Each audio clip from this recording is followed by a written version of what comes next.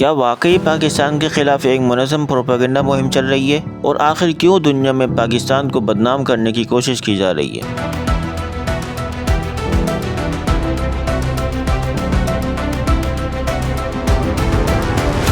آج کی ویڈیو میں ہم اسی اہم معاملے پر بات کریں گے۔ السلام علیکم دوستوں، میرا نام محب الدین ہے اور آپ دیکھ رہے ہیں کراچی پلس، جہاں ہم بات کرتے ہیں سچ، حقیقت اور عوامی مسائل کی۔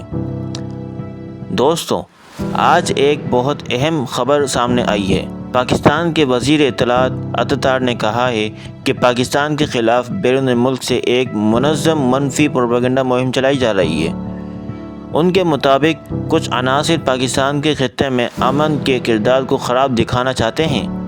وزیر اطلاعات نے کہا ہے کہ یہ وہ لوگ ہیں جو پاکستان کے امن کی کوشش کو برداشت نہیں کر پا رہے۔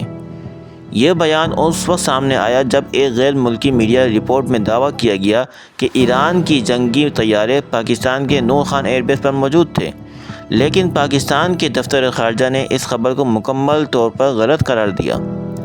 دفتر خارجہ کے مطابق ایرانی طیارے جنگ بندی کے بعد پاکستان آئے تھے اور ان کا کسی فوجی کارروائی سے کوئی تعلق نہیں تھا۔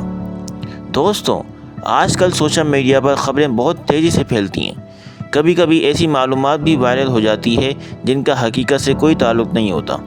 اسی لیے ضروری ہے کہ ہم ہر خبر پر فوراً یقین نہ کریں بلکہ تصدیق بھی کریں، کیونکہ جھوٹی خبر صرف ایک ملک کی ساکھ نہیں، عوام کے اعتماد کو بھی نقصان پہنچاتی ہے۔ اب سوال یہ ہے، کیا واقعی پاکستان کو عالمی سطح پر بدنام کرنے کی کوشش ہو رہی ہے یا یہ صرف میڈیا وار کا حصہ ہے؟ اپنی رائے کمنٹ میں ضرور بتائیں۔